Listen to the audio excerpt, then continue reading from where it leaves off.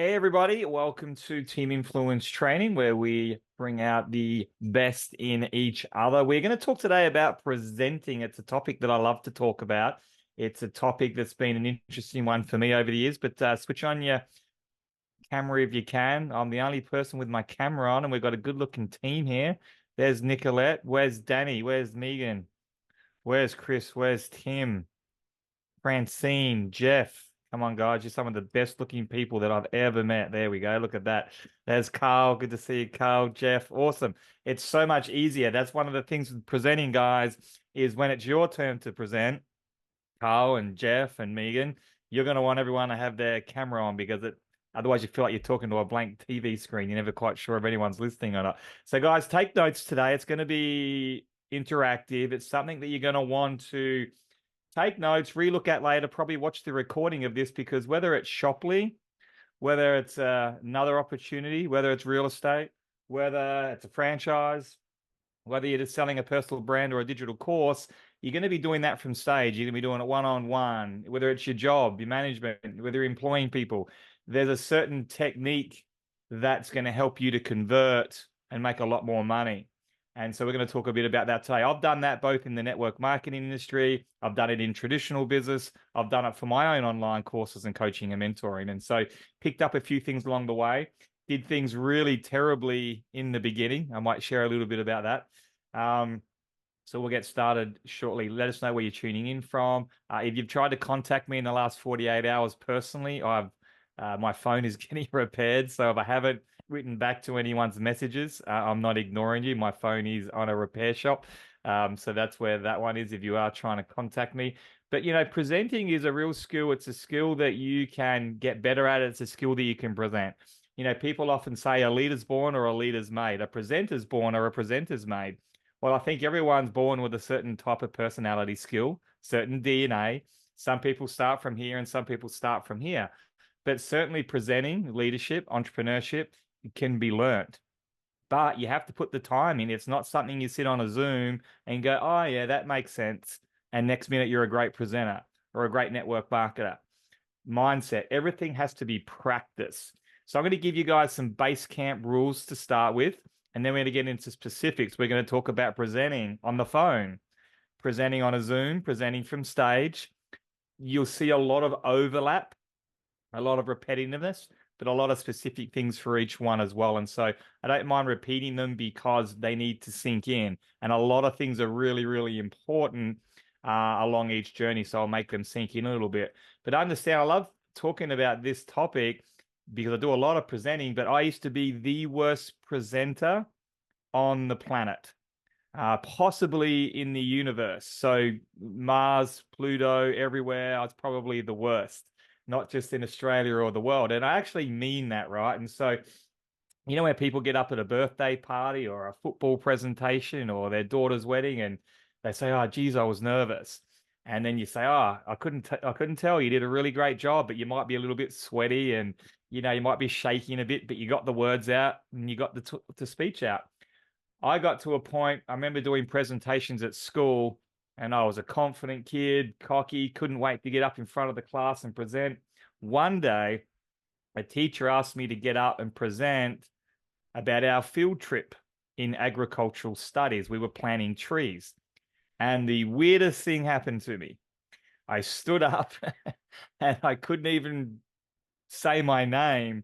My leg was shaking so much. I started sweating profusely. My mind just went blank. I could say about 3 words at a time. Then I'd have to swallow and then say another 3 words. And I remember thinking to myself, this is the most embarrassing moment of my life. What is going on? And basically, I was just having a panic attack, which I'd never had before. It's probably, the hormones are kicking in, the testosterone's kicking in. You start caring what people think. Probably about 12 or 13, I would have been. And from that moment forward, I would have a panic attack at the slightest hint of public speaking. And it went on and on and on and on for years and years and years. And, I would get up on stage because I had to, I didn't want to. And I'd say, my name is Schmaron Schmiley. And my leg would just, and so people wouldn't say, oh, I couldn't notice. people would say, dude, are you okay? Like it was that I couldn't even talk. I would just go mentally blank, and it was like a physical reaction. And so I got to the point where I said, man, my career path's going to be an entrepreneur. I'd bought my first gym. I sold a gym in Adelaide. I bought a heap of real estate. I'd moved to Sydney. And I went to all these different conferences and presentations and Zooms and personal development. And I thought, where I want to go in life, at some point in time, I need to have an influence presenting. I've got to nail it. I've got to knock this on the head. And so what I did, which was pretty courageous looking back now, I would have been maybe 28. So this took me all the way to the end of my 20s, guys. I actually put on an event in Sydney. I think I called it Anti-Aging and Weight Loss for Life, starring guest speaker Aaron Biley. And I put it in all the newspapers. I did letterbox drops. And then I completely shit myself and said, what am I thinking here? I'm just going to have another panic attack. But I'd done a little bit of training, and I'd gone away and, to talk about the deep breaths and, what was causing all this. Put on this presentation. Long story short, about 100 people showed up, put a microphone in my hand, and I didn't suck. I didn't have a panic attack. I wasn't great. I was pacing up and down on the stage, which is kind of how I got rid of my nerves. But I was able to say words. I didn't black out. And from that moment forward, I just practiced and practiced and practiced and practiced. Just got more confident, got more natural. Still at times have little panic attacks and still get nervous, believe it or not. I think it's just something inbuilt, but I've done so many now.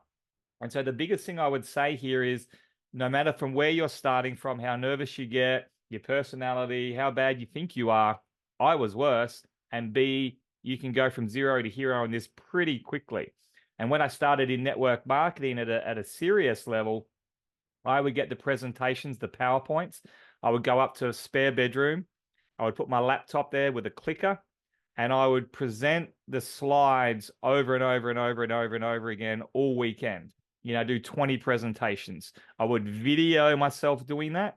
And sometimes I do it with a friend. Sometimes I do it with a downline. And we would give each other some pretty honest feedback. But if you video it, you're giving yourself some pretty honest feedback, because you get to see what you like. And sometimes you don't realize how many ums and ahs you're saying.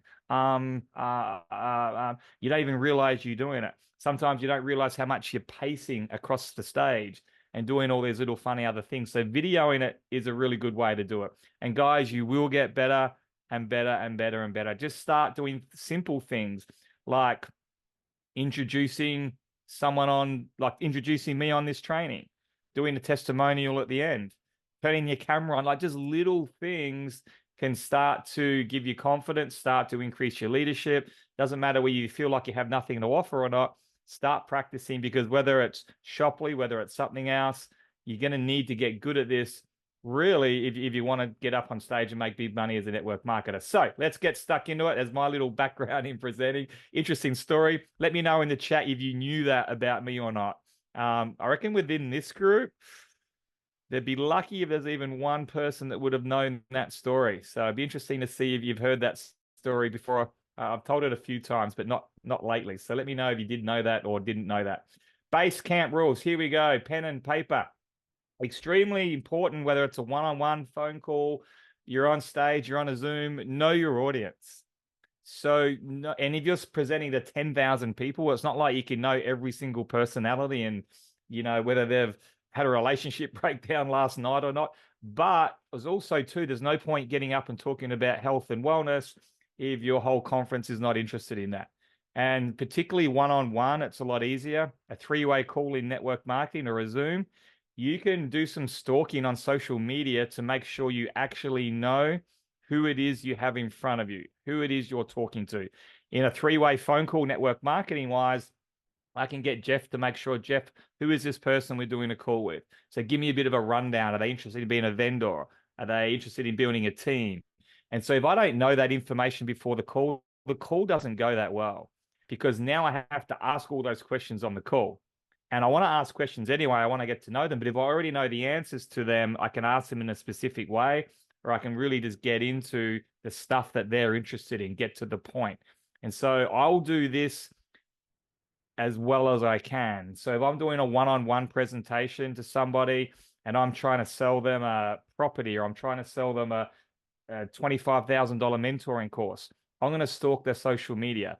I'm going to make sure they've filled out a form before they even come on the call. So I really get to know how financial they are, how serious they are, what they've done before, all these types of things. So these are questions in network marketing that I ask the audience. We'll talk a bit about that in a second. Always be yourself. So, I find one of the most off-putting things with sales or presentations is when someone's trying too hard to build rapport, or trying too hard to be somebody else. You know what it's like when you get someone trying to sell you a car, or just going, oh, so how's the sunshine today? And oh, you're in the Sunshine Coast. I used to live there as well. We've got so much in common. And for me, I'm just thinking, I'm really busy. Get to the point. I know you're just trying to build rapport because that's what you've been told to do, but you need to do it in a really genuine way. So don't do it with a hypey, squeaky, exaggerated voice. Just do it in your normal voice, but do it with something you actually really do have in common. So you're always wanting to be upskilling. You're always wanting to be the best version of yourself. So you can do all these things really well so that you can be relatable, but just be yourself. It's so important to be yourself. Know your environment and your time frame. So, I look at this more when maybe I'm doing a phone call, doing a Zoom one-on-one presentation.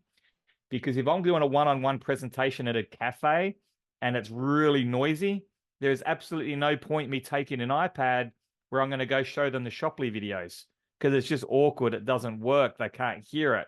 So I need to know my environment. Am I doing a presentation in the car because I'm on the run, but I'm in a black zone? That's going to be disastrous. Have they got 10 minutes or have they got an hour? These are important things to know. Know your environment, know your time frame. Practice, I think we went over that one. Know your stuff. Like, the more you know about your topic, firstly, the more confident you're going to be when you get there. And then if they have questions, if they have objections, you're just going to answer them so well, so smoothly, so confidently. If you sort of half know it, that's what I do love about network marketing. You chuck them on the team Zoom. You just chuck them on the Zoom and get the presenter to present it. You get them on a three-way call with your upline. Network marketing is super underrated for how the everyday average person can build a big income without really having to know everything or be the presenter yet. But as you elevate yourself and rank advance, and you go from $2,000 a month to 10 grand a month, and you want to go to 100 grand a month and $1 million a month, you're going to have to know your stuff at some point and get good at these things.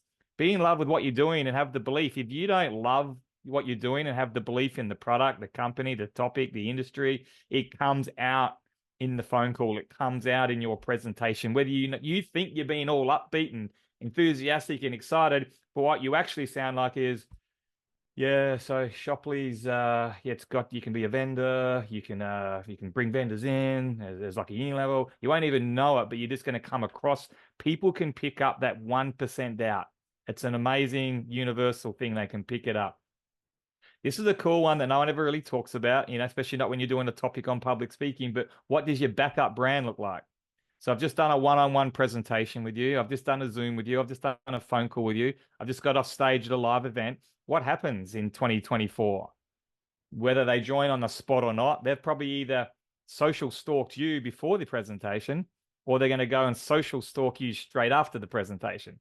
So they're like, wow, that was pretty good. You did everything right. Sounds really good. I'll probably join. Who is this Megan person? Who is this Nicolette person? Jumping on Facebook. Oh, that profile picture looks a bit unprofessional. Oh, the first post is about Donald Trump. I don't like Donald Trump. Oh, no, I don't think this person's someone I'm going to join with, right? And so, yes, you want to be yourself on your socials as well, but your profile picture, your background picture, your posts, your followers, your videos, everything that's on there, I'm telling you right now, 99 out of 100 people are going to go and stalk it, and they'll probably make their final decision, because this is the one thing you want to remember. If you don't remember anything from this presentation today, remember this.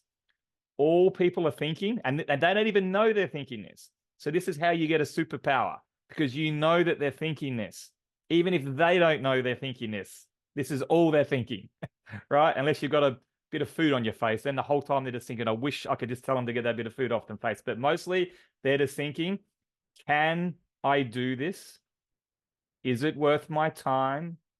And can this person help me? That's all they're thinking, even if they don't know they're thinking it. And if they can answer yes, yes, and yes, they'll probably join. Okay. Can I do this? So, okay, this Shopley thing looks pretty cool. But you know what? Nicolette has just met me at 2 p.m. in her beautiful looking office and did an amazing presentation with this flashy iPad and these 4 different computer screens. Boy, does it look good. I'm really impressed. But I can't do this. I work full time. I can't meet at 2 p.m. I don't even know how to use an iPad. So, as much as I'd like to, I just can't repeat what Nicolette did. So always be thinking pretty much how you present this to somebody is how they think they're going to have to go out and present it. So you can dumb this stuff down a lot. Again, depending on who you have in front of you. When we first started doing a lot of Zooms online and iPad stuff, a lot of people hadn't caught up yet. And so I went back to flip charts. You know, when iPads and laptops was rolling around, I went back to flip charts because people go, well, I can do that. Everyone thought they could do that. So always keep that in mind. Okay. Let's get into it. So phone calls, and then we'll be some repetitive stuff here. But again, know who's on the other side of the phone. So you're doing that profile. So you're asking people who this is, or you're doing a bit of stalking. Or what I really like to do in any traditional business is before I get on the phone to anyone with my property management company that we used to have, with our property company, with my gyms, if someone was booking a call in with me to do an inquiry about a membership or a purchase, I would always have them fill in a survey form to qualify for a phone call. So within that form, I would ask qualifying questions like, are you ready to go right now? Or are you just curious? Do you have the financial ability to do this right now? Or do you need to go and get finance or think about it? Is your partner on board with this, or do you have to talk to them? Have you done anything like this before? Are you self-employed or do you work for some? So I'd ask them all these different questions so I knew exactly who I had in front of me.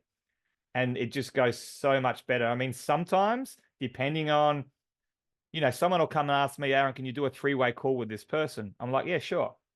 Tell me a little bit about them. And sometimes I have to say to them, look, that person's not ready yet. They're not qualified yet. And that both saves you time and it saves me time and it saves them time.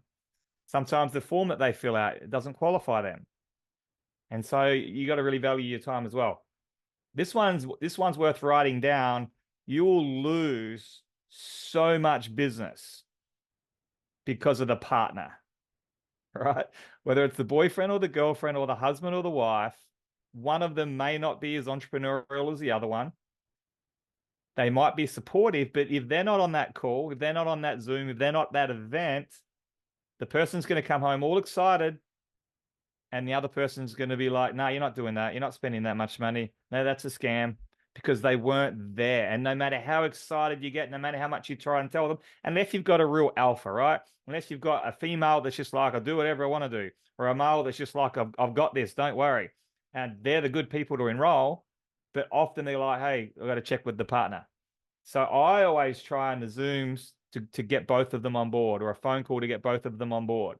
At events, we always say, do you want one ticket, or we can give you a free ticket for your partner?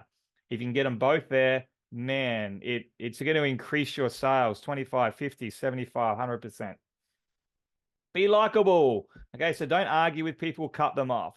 And it's a common one, that one. When we're so excited or we've got something we want to add or we think we're going to forget, we tend to cut people off. And doing that like as a one-on-one, it becomes really annoying for the other person. On the phone call, becomes super annoying for the other person. And they just won't join because they're like, I can't do this person. That person's really annoying me. They're disrespecting me. Your chances of conversion go way down. So you never argue, you never cut them off. You're always like, hey, totally know what you're saying. Hey, I get that. That was me. But what I found was, and we can do a whole training on objections, but, be likable. Don't argue with them. Don't cut them off. Disarm people, because when they're coming on a sales call, a 3-way call or a sales call presentation, they're thinking, here's Mr. Hypey, Mr. Sales, Mrs. like over the top. So you want to disarm them and just be a bit chill, just be a bit cool. When people come on 3-way calls, I can feel it through the phone. Oh God, this person's about to completely pitch me. And I'm just like, hey, Karen, how's it going? Like I deliberately just start with a really calming, not fast talking, elevated voice, but a really calm, like, how's it going? Oh, you're on the Goldie, fantastic. And all right, look, I'm not going to keep you long. Like I start almost a little bit too like non-excited, but it's deliberate because I want to disarm people, especially if I don't know them, right? Depends on how the intro's gone. Okay, then we rock and roll. So introduction, if possible, particularly in network marketing, it's a good one if it's a cold market, but it's coming through another relationship. You want that person to introduce because they have the relationship with them. If it's a sales call, it actually elevates your edification if someone can introduce you. So imagine you're just doing high ticket sales and on the phone, it's like, hey, Ron, I've got Aaron on the phone here. Aaron's an absolutely guru with this. You're in great hands with him. There's nothing he doesn't know about this course or this mentor. Aaron's very successful in business himself. I just wanted to introduce him to make sure you guys could get together. This is Dale. Dale's looking to start up a new business. And he wants this course to help him to, be able to understand how to set up a new business. So I'll leave you guys to it. That just makes me look like I'm important because some other person had to introduce me rather than me just getting on the phone and saying, hey, Dale. And so if someone can introduce and edify you, that's going to really elevate and increase your chances of guru status and then conversion. Build rapport, but get to the point. So again, the more you can be relatable and like that person, the more chance I have of joining you. But again, people, particularly big networkers, or every big networker wants to join someone like them that they feel like they can get along well with, that's going to help them. But the bigger the entrepreneur, the bigger the networker, the bigger the business person, the more they're onto this, the busier they are. They've heard it all before. They just want to get to the point. So don't fluff around too much on the weather and you used to live on the Sunshine Coast and I've got 2 kids and like they're busy. Get to the point. Along the journey, along your storytelling, along your presentation, you can find the time to build rapport. And you know how to build rapport because you know who's on the other side because you've done some research or you've got the person to tell you or they've filled in a form or you've asked questions. And this is how I would really encourage you to start all of your presentations is by asking questions. Okay, so you got introduction, you're building rapport, ask questions. And so hopefully you know a bit about them, filled out a form, got told. And so instead of saying, hey, what are we on this phone call for? Like, are you looking to make money? Are you a vendor? You can ask better questions like, hey, so Nicolette tells me you're a vendor. You've got an incredible coffee machine that you want to put onto Shoply. Tell me a bit more about the coffee machine and why it makes better than the other ones. I'll tell you, Nicolette's told me that you've been in network marketing for 20 years. Tell me which company you're in before and what specific things are you looking for? And are you doing a bit of research now? Are you close to choosing? Are you part-time, full-time? These are the questions that I want to ask because I want to find out whether I've got an absolute superstar in front of me, medium, part-time, small, vendor, builder, and based on how they answer, typically tells me the mindset of this person. And so sometimes they'll answer things like, yep, nah. And you feel like, oh God, I've got a dead one here in front of me. But sometimes they're an absolute superstar that have been pitched 1,000 things that are super skeptical. They don't know who you are. And so sometimes they're the best people, but you got to really warm them up. And so asking questions is key. Then once you feel like you're doing this in real time, you've got a profile. So you need to listen. So many people will ask questions and then let me know if this really annoys you, right? And let me know if this makes you feel special or not. So they're asking questions, where are you from? So you start answering the questions and they're giving it this one. Or, you know what, someone texts them on the phone. So they're looking down at the phone just to see if someone's more important on the phone. How does that make you feel? When you're at a presentation, even if you're just catching up with a friend, hey, how are the kids? Oh, swiping through your phone. You just like, I could be somewhere else. This person doesn't care. And so your chances of converting go way down. So I will never, ever look at my phone in a one-on-one presentation. Phone goes upside down on the table and I am everything to this person right then and there. You listen, you have eye contact. Okay, tell your story in a way that relates to them. And so once you've profiled them, you've listened, you've asked questions. Okay, I'm pretty sure I know who I've got in front of me here. This is a single mom, 35, done network marketing once before, made a heap of money because she's very likable, very influential. Company went bankrupt. She's trying to find, the next big thing. She really just wants to be passionate about the product. She wants to feel like she can work in with a bunch of females. So here, as a male, I've got to get that person over the line.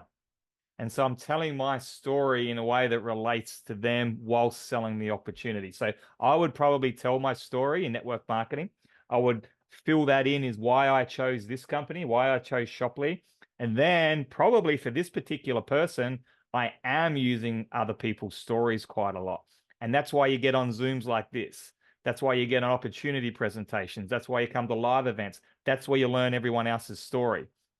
And so I could tell my story all day long, relate it to Shoply, relate it to network marketing. But how do I relate this to a single mom? I could never be a mom and I'm not single. And so I have to use other people's stories. So I might use a single mum story in Shoply on how she's really relating to the women's group that we have. We have a specific Shoply women's group, or, they get together here and we have a lot of females building the business because they love to work it on Instagram. I would tell the story and relate it to that person to the best of my ability so that they feel like, hey, this is my kind of tribe. This is the opportunity that I'm looking for. Then I'm presenting, and when I'm doing this on a phone call, I'm obviously just on the phone, so they can't see any slides or anything. On a one-on-one or a Zoom, it might be a little bit different. And so after that, it's really, answering any questions, any specifics to the business. They might have a bit of experience, so they might ask specifics on the compensation plan. Remember, know your stuff. So if you don't know the answers to the compensation plan questions, your perception to them as a leader goes down. You don't know the answers. And so again, they're not going to join you. You might say, hey, I'll go get the answers. I'll get straight back to you in 10 minutes. That's great. That's going to help. But their perception of you just went down. So again, knowing your stuff. Ask for the business. So we're going to do second to last slide, I think it is. We're going to do some specifics on a close, asking for the business and some things that really work to get people across the line. But you need to ask for the business. So it's just like, hey, nice talking to you. Have a great day. They're expecting you to ask for the business, but there's a right and wrong way to do that. So that's how I work it with the phone calls. And just remember, on the phone call, all they're thinking is, can I do this? Is it worth it? Can this person help me? So can I do this? Shoply sounds pretty easy. Is it worth my time? Because today, remember, and the whole thing we talk about with Shoply is I can go drive Uber. I can go drive Uber Eats. I can jump on Instagram, promote a product. I can do a million other things to make $500, $1,000 a month. So is Shoply worth my time above and beyond everything else? Is Jeff the person that can help me? These are what they're thinking, right? This is really key. One-on-one's a little bit different. So let's imagine we've sat down in a hotel lobby. Person across from the table, know who's on the other side. Be wary of that partner trap. Can you get the partner to come along for that one-on-one as well? Or you might even say, hey, why don't you hit record on your phone and just record this so when you get home, you can play it to the partner. That might actually really help. Be on time.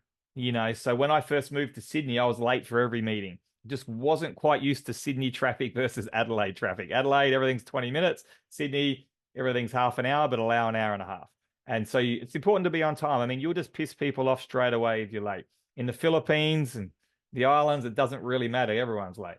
But, in Australia, we're on time. What are you wearing? This is an interesting one, right? I remember catching up with a gentleman in Adelaide in about 2011, and I was pitching him something. He was pitching me something. And he was telling me that he was this big guru, and I was trying to pitch him a brand new company. And there was just something that said to me, I don't think you should join with this guy. And later I thought about it, and you know what it was? It was because he was a nice guy. He presented well, he came across well, he knew his stuff, but he had like all these coffee stains on his shirt and he had a lot of holes in his shoes. And you shouldn't judge that sometimes. But I just thought to myself, you know what? If you're a massive guru, a massive gun, I don't know that you're wearing your holy shoes out to this particular presentation. And so I found out later that, yeah, he wasn't a big presenter. He wasn't a big gun. And that put me off. Had he been wearing like nice shiny shoes and maybe a clean shirt, maybe it would have been different. But you've also got to think about the same psychology of, can I do this? Is it worth my time? Because they're probably in the corporate world or in traditional business or driving in peak hour traffic and dressing up and wearing shoes that hurt all day. I mean, I want to join network marketing to wear my thongs around the pool and make my phone calls around the swimming pool. So if I'm meeting someone at a hotel lobby, suit and tie, yes, you're going to look super important, super respectful, and I'm probably going to listen to you. And straight away, you made a good first impression. But do I want to do this? So is that what I have to do? Do I have to go around in suit and tie? Yeah, I'm not sure about that. So it's really worth considering your brand. It's worth considering the psychology of it. I like to go somewhere in between. So I want to dress down a little bit for the psychological reason of, hey, you don't need to wear a suit and tie, but I also don't want to wear my thongs or shoes with holes in them to this meeting either. So I sort of go somewhere in between. But it's really up to you. I mean, as long as you present well, you got the runs on the board and you're confident and you're doing everything else right, you kind of wear whatever you want. Let me know if you've heard of a guy called David Wood in the chat. He was really big in, Jeff has with the online world. And David Wood used to wear a singlet and shorts and no shoes on stage. And he gave zero, you know what? He did not care. He was just like a bum living in Costa Rica that made millions and millions of dollars. That was his brand. And he made an absolute squillion dollars out of it. And he actually had a really cult following because of it. So I'm not sure that, Empower Network, that's right. That was his big one. And before that, Numis Network, he was a networker in that. Empower, he was founder of that. And so I think once you've kind of made it, you can kind of do whatever you want. I think leading up to that, you would want to really consider that. For me, I just go somewhere in between. First impression really does count, guys. Like it really, really does. That handshake, or that's why I kind of find it easier with guys because I'm like, beautiful handshake. How you doing? Firm, look you in the eye. With ladies, it's like, oh, do I do the cuddle, the hug, the handshake, the kiss on the cheek? And I think we just need one standard universal. This is how you meet for the first time, male, female. So we just don't end up headbutting each other. But that first impression is super important. That handshake, that the clothes you're wearing, how you greet that person. It's all, people are made up the majority of their mind in that first 8 seconds. So really think about that when you are meeting someone. And again, don't be over the top. Don't be fake. Don't be crazy. Be yourself, but make that really good first impression like, hey, I'm here for you. This is the reason I wanted to come to the meeting today. What tools do you have to present? Am I iPhoning? Am I using my computer? Am I using my iPad? Am I using a flip chart? Am I using nothing? Don't go into the meeting unprepared. What's your environment? Again, is it noisy? Is it quiet? That's all. I'll give you a story about that one. And so I used to remember how I was a terrible presenter. Okay. So terrible presenter, got better at that. And then I started meeting people one-on-ones for network marketing. And so I was so happy with my presenting skills now. I would go into a cafe, meeting a stranger for the first time that I'd, prospected online or something. And I'd turn my laptop around in this noisy cafe and I would start my 1 hour PowerPoint presentation. Like, tell me if there's anything worse you could imagine meeting someone about a new opportunity and they've just started a 1 hour PowerPoint presentation in a cafe. I literally had a female walk out on me. I think like 20 minutes in, she was just like, dude, I'm out of here. I just can't do this. And funny story, we got to know each other and she joined up at a live presentation a few months later. But I'm showing like videos in a noisy cafe. She can't hear it. I'm showing the whole 1 hour prezzo. It's just crazy. You can't be doing that. And so a one-on-one is just really about getting to know them and building their relationship, being likable, maintaining eye contact. I'm there for them. I'm not looking at my phone, mimic their body language, disarm them. And the way I always start it is bang, good first impression, build rapport, but get to the point. I start asking my questions so I make sure I really know who I've got in front of me. I'm listening, telling my story in a way that relates to them, sells the opportunity, use other people's stories if necessary, present further details. And so I'll normally go into a one-on-one presentation with my Mac computer. I'll go into the presentation with maybe some one-page folded sheets, whatever it may be, but I don't ever bring them out unless that person sort of says something like, so can I have a look at all the products that you guys have and the ingredients? Then I might go, okay, laptop open, bang, here's our 6 products that we have. Here's the ingredient list. Or do you mind if we just go through how the uni level works? I just want to understand fully the compensation plan. Great. and I'll just start at slide 11 and I'll go through the presentation. So I'm really just meeting people where they're at. I'm letting them ask me the questions. I'm not going to go in there and run a 1 hour PowerPoint presentation. It's just too long. It's too much. It's too pitchy. Meet people where they're at. Made a good first impression, build rapport, ask the questions, listen. I'm just telling my story, building the relationship, but I'm pitching, I'm pitching Shoply, I'm pitching the opportunity in a way that relates to them. Hey, do you have any questions about that? Yeah, let me talk about Unilevel. Okay, let me show you that. Okay, so I bring out the specifics, ask for the business, and remember, we know what they're thinking, right? On a Zoom, a little bit different, so we know our audience. Okay, your lead up information can close a lot of your prospects before you've even started the first slide. And so if you're really doing this properly, you want to be encouraging your team to, have emails going out, to have messages going out, to have seen some of the 2-3 minute presentations, to edify the presenter, whoever that presenter might be that night.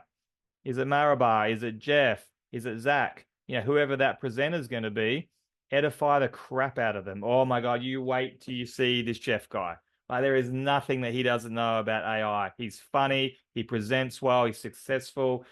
Because when they get on there, they've got an instant respect and they'll listen. If they don't know anything, they're going to make up their own minds in the first 60 seconds. Oh, this guy's a bit of a goober, or this girl's, she's not organized, and oh, she forgot to unmute herself. And so they're going to make up their own minds. Whereas you forget to unmute yourself, that's okay, because, Siobhan's the guru. Doesn't really matter. So you can, that's really important, whether it's your own digital course, your own product, property, business, or in network marketing. Can you get your team to help edify you? Send out stuff before the presentation. Get the partner on the Zoom. Again, what you're wearing is going to matter. Okay. Particularly, you can wear whatever you want bottom, but what you wear on top on a Zoom is going to matter, right? Your background's going to matter as well. And so, is it a green screen cover? Is a nice wall that you've done up in an office at home? Because an ugly looking, messy background, I'm talking about if you're really trying to do a full presentation converting or something that's going to cost a bit of money, your background's going to matter.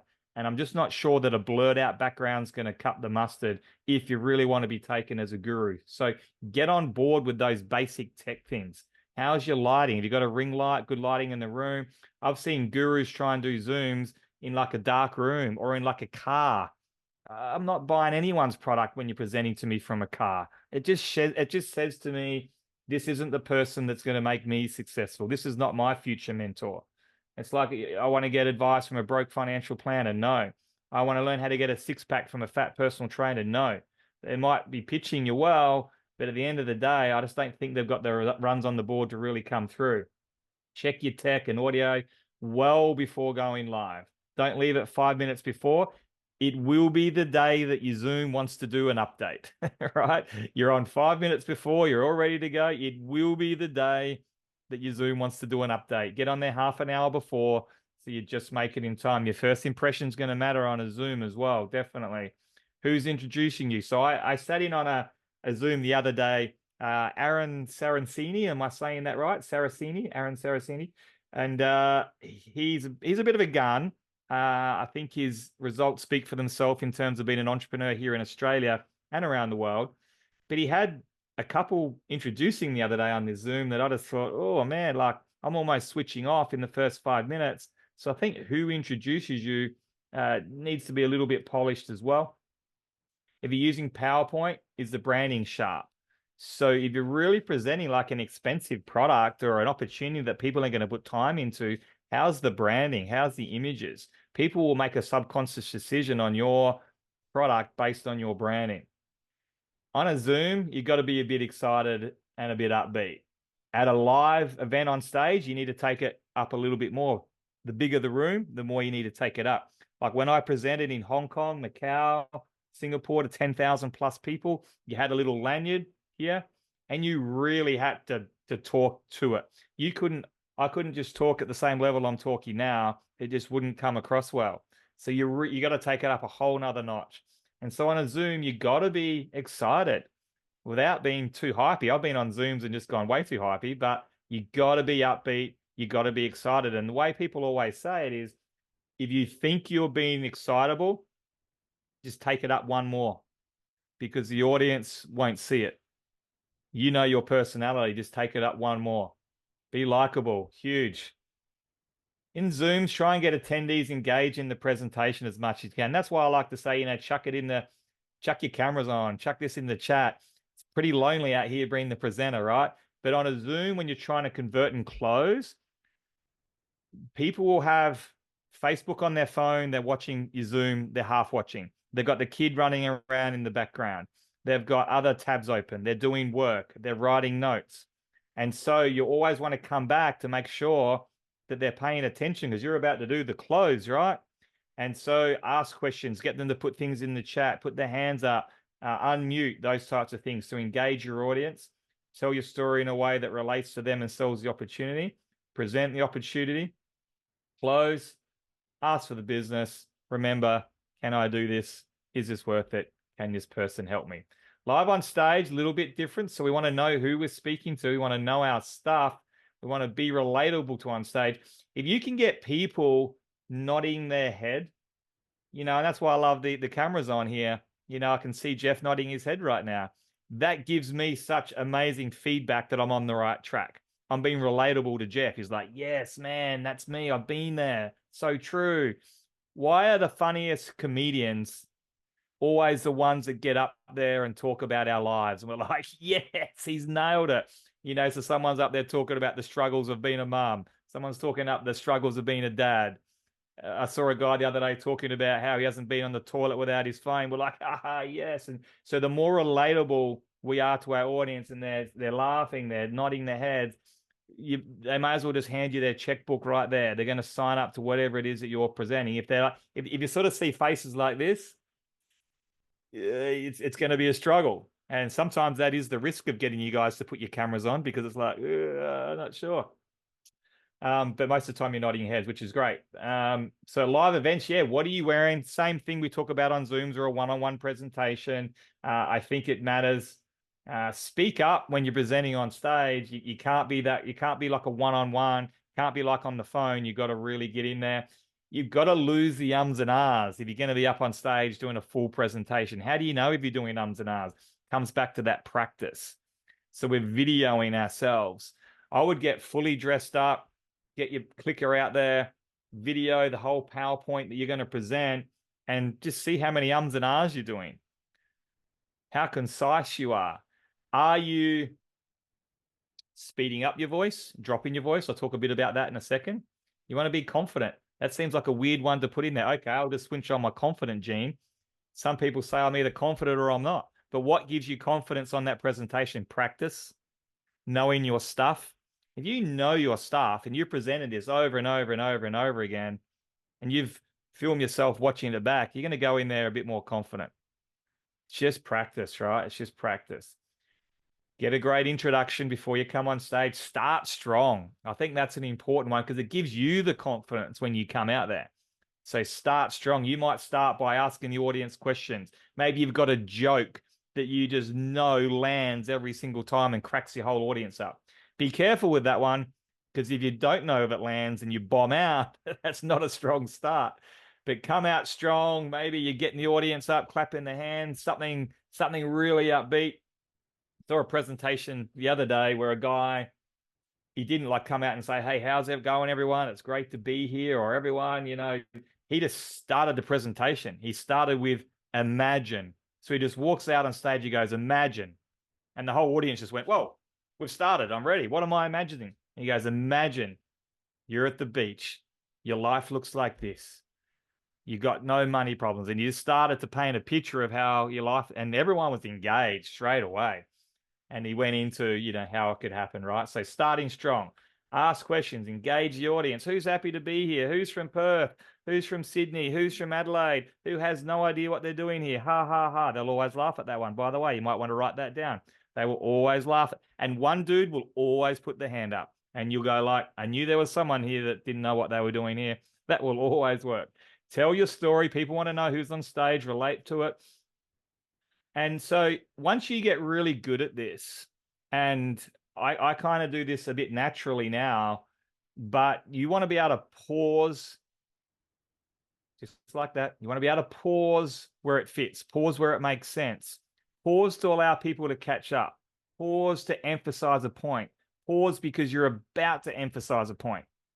People will stop looking at their phone and look up when you go silent more than when you're hyping on. So you might be like, la, la, la, la, la, la, la, and then you're silent for 5 seconds. Everyone's like, oh, what's going on? So that silence can really be powerful. And then you talk fast, and then you take it down a couple of notches, raise the tempo, lower it again. That's how you'll keep your audience engaged. We used to have a presenter in my last company that was competent and knew his stuff really well.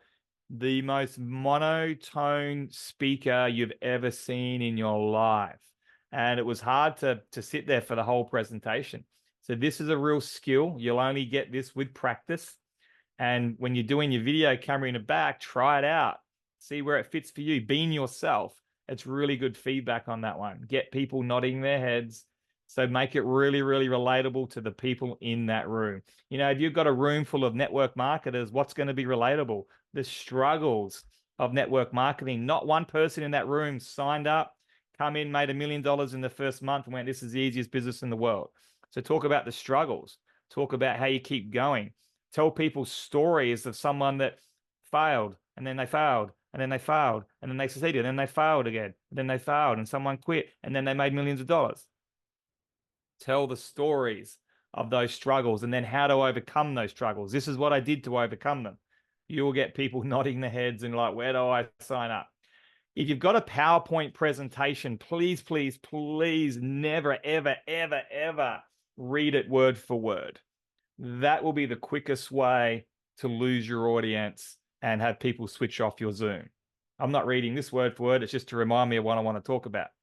So don't read it word for word, and don't be that person that, you know, has a big white screen behind you and is turning around behind you. And then what you want to do with your presentation, that's terrible. So on your presentation, your PowerPoint's really there just to emphasize a point for the audience or to remind you what's next. Hopefully, if you've got a big enough stage, you've actually got your screen down in front of you and you can look down at the screen in front of you and up at the audience. You don't want to be turning around unless you're emphasizing a point and you're getting your laser clicker out and you're circling something up on the PowerPoint. I really just have a slide, usually with images, to remind me of what I'm saying, to emphasize a point. And then because you know your stuff, and you practice, you just go and talk about it. Don't ever read anything worth, even though I'm about to read a slide word for word in a minute, but it's for a different reason, right? Stick to the allocated time. I think it's important not to go over. Present your opportunity, close, ask for the business, remember what people are thinking. So let's talk a little bit specifics about closing and converting. So this is really important. This is your whole skill set, the whole stuff that'll work, whether it's on your web page, whether it's on your Zoom verbally, whether you're presenting from stage, whatever it is. So I always like to, I think sales is super interesting. And I don't think we can pigeonhole it into a stereotype. I think you have sales that someone is selling a used car, selling you a plasma TV. I think it's very, very different to network marketing. Network marketing is a relationship business that you're going to be doing with someone over the next 1, 2, 3, 4, 5, 10, 20 years. And so closing the deal with their credit card is the smallest amount of money you'll ever make. So you get a direct bonus of $20, don't you? A direct bonus of $50, a direct bonus of $100. Yay. But you could be making millions of dollars or hundreds of thousands of dollars from that person or that person's team over the years with working with them, training them. And so the close is very, very different. You want that person to make that decision to come on board with you off their own back.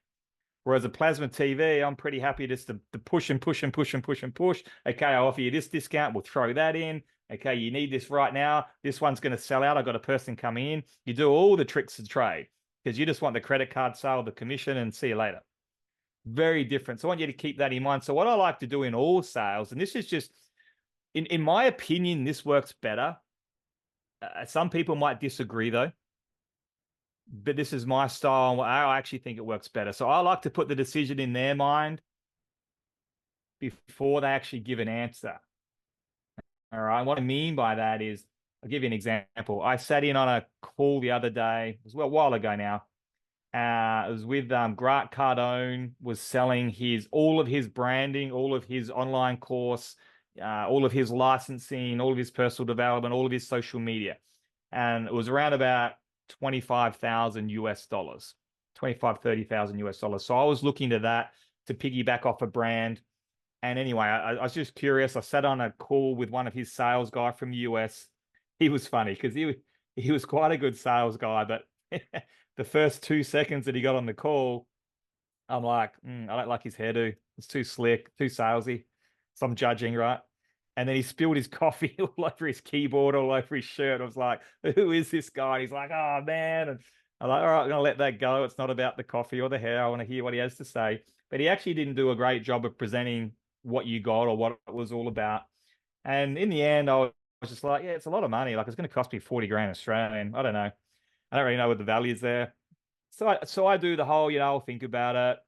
I do all the normal excuses. I better talk to the missus, even though, Nick backs me with whatever I want to do. I say, I've got to run. Kids are off to school. Got to give them a kiss goodbye. This guy, so I've given my answers, right? I've given it the whole, I'll think about it, blah, blah, blah. He doesn't respect that at all. So he goes, Aaron, let me ask you a question. I'm like, sure. I'm like, here we go.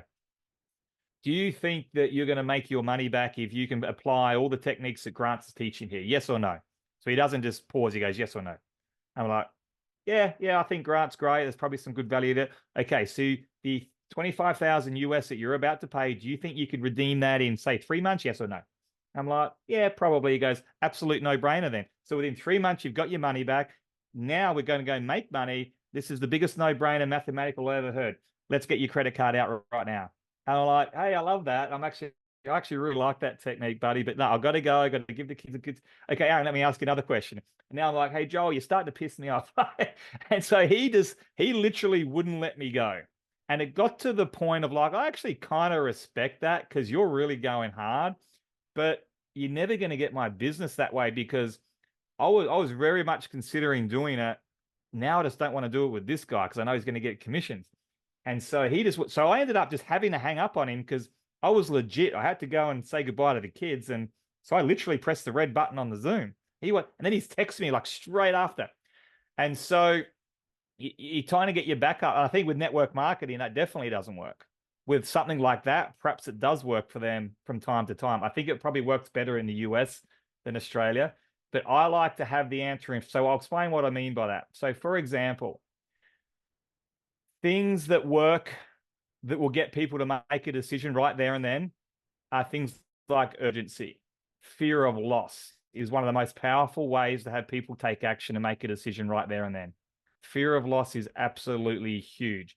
And so before I've said no, before I've said, hey, I've got to go, I've got to think about it, I've got to talk to the missus, I've got to say goodbye to the kids, I'll come back to you, I'll get back to you next week. What I would put in the presentation, which he didn't do, so I'm still talking, I'm engaging with him, I'm asking questions. And then I'd say, look, Grant's course, he's only had it out for 4 months. It's 25 grand, but, and this is not a sales pitch. So I'm just saying, like, it's literally like June the 29th. So from next financial year, so from tomorrow, this course doubles. And I'm just letting you know. And what Grant is doing right now, Grant is actually catching up with people one-on-one on a Zoom and just letting you like record it and doing like a testimonial, like, Jeff's course is absolutely amazing. I've actually been through Jeff's course with AI. We apply it to all our 10X people. And so you record that Zoom for your own branding. So Grant Cardone is actually doing that with, the next 10 people that buy this course, and then tomorrow it doubles. Now, Aaron, you can come back to me tomorrow if you want, but you're paying 50 grand and Grant's not going to be on the call. All right, I'll buy it today. And so he's added the urgency and fear of loss and value in before he's actually asked me for my business, rather than having to try and do it at the end and piss me off. So other converting powerhouses or anything that's so social proof. So testimonials are big with this. And so if you can show testimonial after testimonial after testimonial in your presentation, whether that's video, written, videos are more powerful. Things like social proof might be that there's 1,000 people on your Zoom instead of 10. Or, hey, here's an event that I went to for my business the other day, and you show a stadium full of 10,000 people instead of a room full of 10. Or it's your weight loss before and after pictures. It's your skincare before and after pictures. It's the people that have made more money. It's the vendor that sold 500 products without Facebook ads on Shoply. Testimonials are a really big part, the social proof there. What extra value or bonuses can you add in if they purchase today? I'm going to give you some examples of that in a minute. The takeaway, I love the takeaway because it works really well on me. And so this will work really well on a certain personality type, usually a red or a blue personality, particularly a red. And so if you haven't done personality training, I'd highly encourage you to do that. That helps you to go, okay, who am I speaking to here? Who's behind the phone, the Zoom? And so reds, I always associate like real alpha, real money, perhaps, a bit abrupt, even arrogant to a point. Egotistical is a big one for a red personality. And so a takeaway on a red personality works so well. So Jeff's like, I'm not sure about that. No worries, Jeff, all good, man. I just wanted to talk to you because you're the number one person that came to mind because you're the best in this business. But I do have someone else that has his position in the matrix coming up. I just wanted to call you first, but I got to go and make the other call. Whoa, hang on a second. Aaron, hang on a second now. Just hang on a second. All right, just chuck me in the matrix and we'll come back. Or, you know what, Jeff, it's all good. I didn't think you'd be able to do this. Hang on a second. I'll show you how I can do it. So a certain personality type, this will work really well. I'll do an example of that in a minute. But again, being authentic, being genuine, being yourself. Don't use cheesy, desperate words like don't wait, don't delay, you'll regret this. I literally had a person in a network marketing opportunity a year or two ago say this: you are literally a lunatic if you don't take this offer right now. And I was just like, that makes me not want to take the offer. So you're not being cheesy with your wording. You're just being genuine. You're just telling it how it is. You want to make sure you can back it up. It's true. All right. Be genuine in your close. And then ask for the business. So you might say, so Mike, based on what you told me in the beginning, because remember, you've asked questions, you've listened. So remember when you told me in the beginning about how you are so over the corporate world and how you're looking to turn a side hustle into a new full-time income with your spare 12 hours a week? Can you see the value in spending that time on Shoply if I was to work with you one-on-one? And so he's told me he's sick of the corporate world. He's got 12 hours a week that he wants to spend on something part-time so that he can replace his wage, get out of the corporate world, work from home around his kids. And what do I know that he's thinking, guys? Write it in the chat. What do I already know he's thinking? Because we've got superpowers and we know what he's thinking. Can I do this? Is it worth it? Can he help me? So I'm saying, okay, I've showed him all the reasons why Shoply is worth it. Am I the right person for him if I was to work with you one-on-one? So I'm putting all these things in here because I know what he's thinking. So we'll finish it off with these two slides, guys, and we'll close it up. So if you were doing, say, a presentation from stage, and this is where I'm reading the screen one word for word, right? If I was doing a presentation perhaps on Zoom or live from stage, something like this would work pretty well. So if I was talking about Shoply as an example, okay, Nick Saracola, our president's goal is to be $1 billion company within the next 5 years. So sometimes that would work for certain people, like, wow, $1 billion in 5 years. For network marketers, that would intrigue them because they'd be like, well, the fastest $1 billion company in history did it in 6 years. So they do it in 5. This is going to be pretty special. But also, every second company says it. It's way too hypey and way too BS because everyone just says it and no one ever does it. So then I would go on to say, I know that sounds like good old-fashioned cliche. So now they're thinking, oh, at least he said that. That's good. But that's why we're here, to shake things up in the industry and set new records. The matrix is growing by the second and is simply mathematics first in, best dressed payment system that can pay up to $500 a month without any enrollments or up to millions per month if you build a large team. Or you can see we just had 30 people join right then. And so you might have a little, and this is what Nick and Shoply are doing on your website. They're actually going to have, Megan just joined the matrix. Emma just joined the matrix. Marlborough in Thailand just joined them. So across your screen scrolling, and you've probably seen this on some websites, this person just bought this product. This person just joined up. And we can say, hey, yeah, we just saw 32 people just join up. So what's that doing? That's adding urgency. That's timing. And it's true, right? That's just the way the matrix works. So we're doing fear of loss. We're doing urgency to get in, sooner the better. Okay, now is Zach the person to work with? Is Emma the person to work with? Am I going to get mentoring here? Is it worth my time? My personal goal was to create 100 millionaires on my team and impact 1 million people all over the world with better finance and better health. I'm going to do that by getting in the trenches with you, helping your matrix grow, but most importantly, helping you to grow. Anybody can do this. So again, they're thinking, can I do this?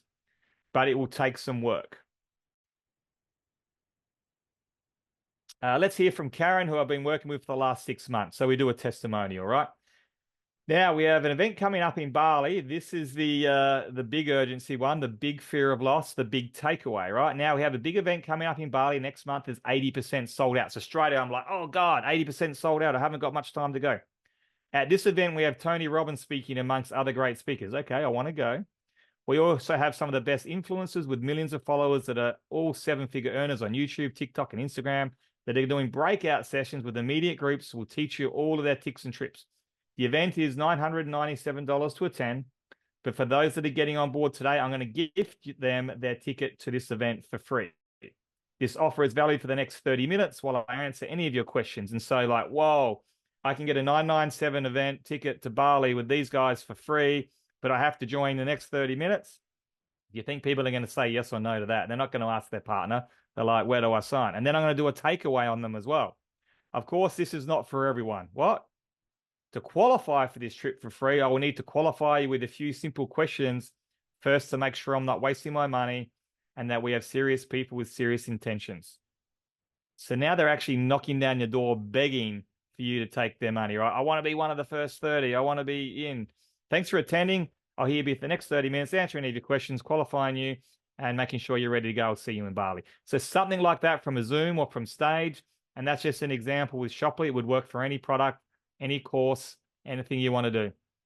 And I kind of did that with an online course and mentoring program that we had in property a few years ago. Now it was probably around 2010. Geez, that sounds like a long time ago. No, it wasn't that long ago.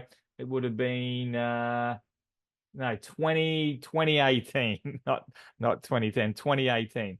And so I did $1.375 million from stage in 30 minutes. But how did I do that? Wasn't necessarily just bang, skill, close, right?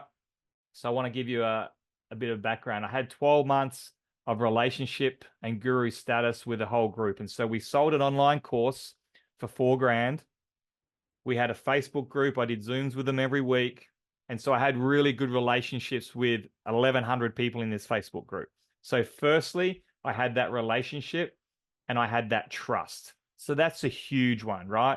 And so this is why people say, sell a free newsletter, upgrade to a $19 product, then into a $97 product, then into a $997, then into a $4,000 online course, and then into a $25,000 mentoring program, because you'll build the trust along the journey and it'll just be so much easier than trying to do a Zoom with 50 strangers for $25,000. It just won't work.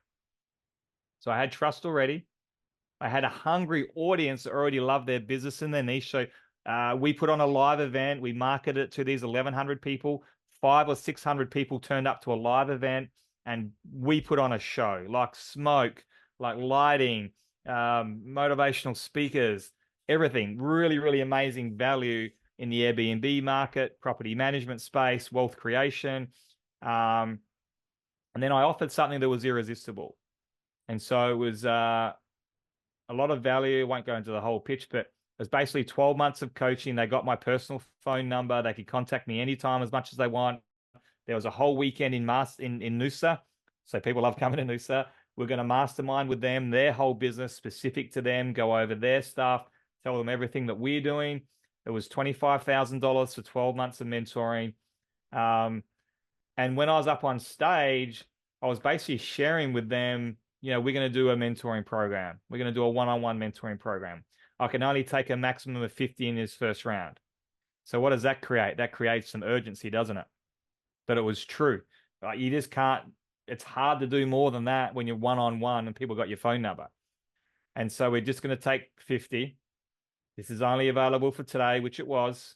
Here's what you're going to get. So we told people, and you put nice pictures of Noosa up. This is what we're going to do. We're going to help you to build your business to a 7-figure income. And this is how we're going to do it. Now you got to qualify first, which was also true, because if people weren't willing to put in the time and effort, if people didn't have the finance, I didn't want them going to the bank to try and get the finance and put them under hardship. So I did have to qualify them. So that was true, but that's doing the takeaway. And then what I said, I actually had these application forms in my hand on stage. And I said, look, I've got 50 applications here right now. I'm just going to put them down here on stage. When they're gone, they're gone. And there was a stampede. Like there was a stampede of these 500 people. I think 100 people stormed the stage to try and get the forms. They were ripping it off each other. They were all gone in 10 seconds. And we had actually 55 people. We allowed 5 more to come in. And so we made 1.375 million off that 30-minute presentation. And so there's certain things you can say and do that work. You've got to be genuine and real and truthful, and you need to back it up. But I did have the trust and relationship with these guys firsthand. And so all of those things will work for you guys if you put them into practice with your network marketing business, your traditional business, your job, whatever it is that you're doing in sales. Go back, watch this recording, look at your notes, and just think, like, do I have a good social media backup? Am I doing these things? And you don't need to be, and network marketing, you can tone down the hype so much. It's about being real, building the relationship with this person for the next 10 years. However, certain things will work. The matrix works in our favor for urgency, because it just is what it is. First in, best dressed mathematics. So the matrix is designed for that. But the rest, it's all about your branding and how you go about it and how you present, et cetera, et cetera. So anyone got any questions there, guys? But we're past the hour, so I'll wrap it up there. Hope you guys got some value from that.